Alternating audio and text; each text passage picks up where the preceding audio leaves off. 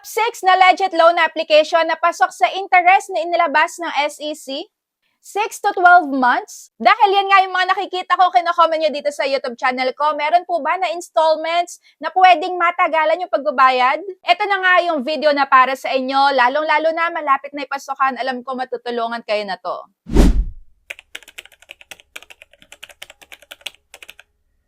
Disclaimer lang guys, hindi ko kayo hinihikayat na utangan lahat ng to ha. So eto, pwede kayong mamili, pwede kayong mag-decide after ng video na to kung alin yung uutangan nyo. Basta pasok nga doon sa may kakayahan nyong bayaran sa may due date na ipapakita sa inyo. Syempre, mangutang lang pagkailangan at pagkayang bayaran. So ang umpisa na nga sa listahan natin ay walang iba kundi ang S-Loan. 12,500 agad-agad yung unang pinaloan sa akin. Nung first time ako ha. At may 4.95 na interest rate per month. Pwede mong bayaran ng 3 months, 6 months, 9 months, up to 12 months. May kalayaan kang pumili kung kailan yung due date mo. Yun nga lang dito, hindi siya buong matatanggap dahil may 1% na admin fee na mababawas. At up to 100,000 pesos yung maximum dito na pwedeng ipaloan sa atin. So ako currently ay may 70,000 na credit limit.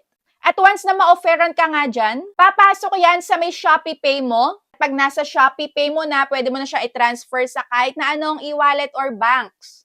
Meron din akong tutorial at madaming videos about S-Loan kung paano i-activate nandyan sa my YouTube channel ko para sa mas detalyado. Ito nga yung sample loan amount ko, 5,000 pesos. Yung inabot na interest sa loob na 12 months ay 2,969.95. At yung babayaran ko naman monthly ay 674.19. So dyan kung mapapansin nyo, mas hahaba talaga yung pagbabayad, mas mataas yung mapapatong dyan na interest. Kaya lagi ko sa inyo sinasabi, piliin nyo yung loan terms kung saan kayo mas magagaanan. Kaysa naman piliin nyo yung sobrang bilis lang pero mahihirapan kayong humanap ng perang pambayad. Ang next na nga natin, walang iba kundi ang TikTok Cash Loan na pwede mo nga bayaran to ng up to 6 months. At sa account ko nga, powered siya ng WeFund Lending Corporation. Up to 50,000 pesos yung pwedeng ma-loan dito. Cash loan talaga to. Hindi siya yung TikTok Pay Later. Dahil dito, cash talaga siya na mapupunta sa GCash account mo. So ako, first na offer sa akin 5,000 pesos. Ngayon naman is 7,000 na. Medyo mabilis din yung pagtaas dito. Basta good payer ka at on time kang magbayad. So yan yung tip ko sa inyo para mas mabilis. Iwas reject. On time kayong magbayad. So, ang service fee nga dito is 7% per month at yung aking pinaka-effective monthly charges ay 12%. So, pasok pa din sa SEC. At ang late penalty naman ay 0.16% per day. Kaya tingnan nyo na agad yung TikTok application nyo, baka naman may offer na kayo. So, makikita yan sa ilalim ng TikTok Pay Later, yung dito sa may ibaba, click nyo lang yan. So kung na-experience nyo naman na yung mga sinishare ko dito is feel free to comment down below your experience para nga mabasa ng iba at mabasa ko na nga din.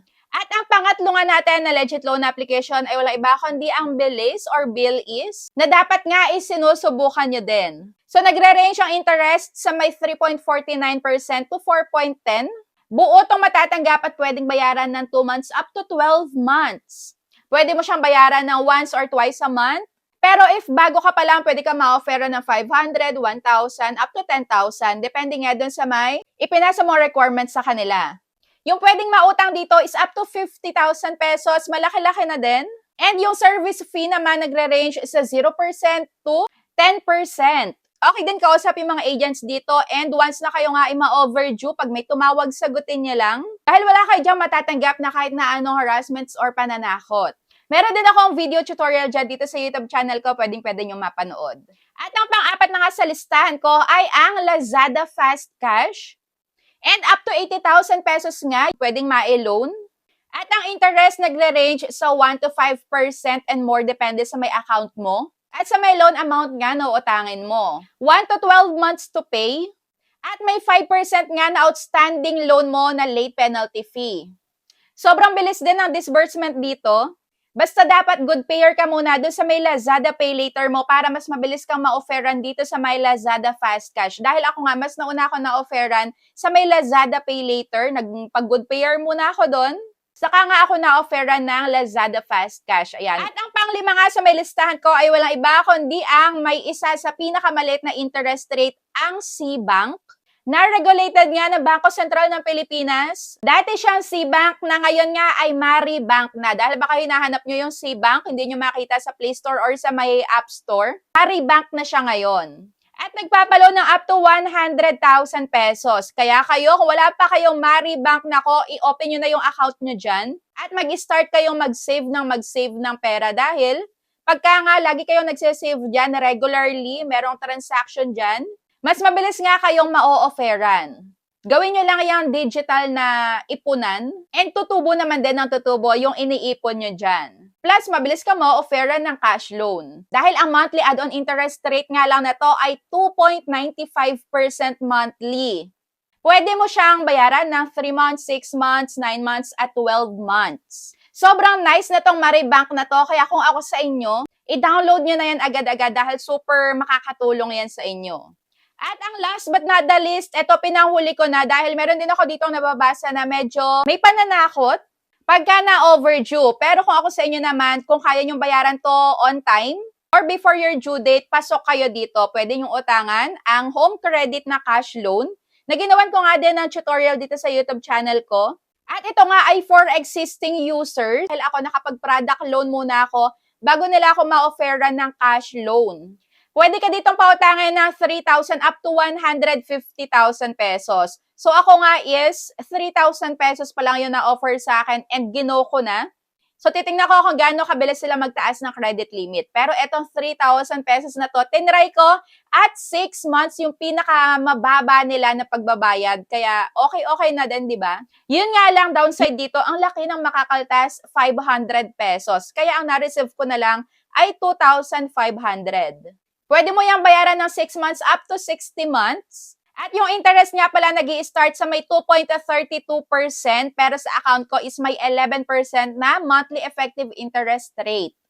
Yun nga lang, malaki-laki yung processing fee which is 500 pesos. And may madadagdag nga na 2% monthly pagka nalit tayo ng pagbabayad. So that's it for today's video. Yung mga na-share ko na to is depende pa din sa inyo kung ano yung itatry nyo at uutangan nyo. Basta kailangan meron kayong pambayad, inaasahan na pambayad doon sa may mga due date na ipapakita sa inyo. Always be a responsible borrower. Utangan ko magkano lang yung kakayahan nating bayaran. And syempre, flex ko na din pala itong Samsung Galaxy A17 ko nga na ginagamit. Dalawa nga yung binili ko. Pwede nyo mabili ng 0% interest din dyan sa may Lazada and sa may Shopee. Sobrang nice niyan. At yung lagi ko nga gamit na wireless microphone. So, ito yung Shizua na wireless microphone. Kung aspiring content creator kayo, bagay na bagay sa inyo to. So, yan yung gamit ko ngayon. So, thank you for watching and see you on my next vlog. Bye!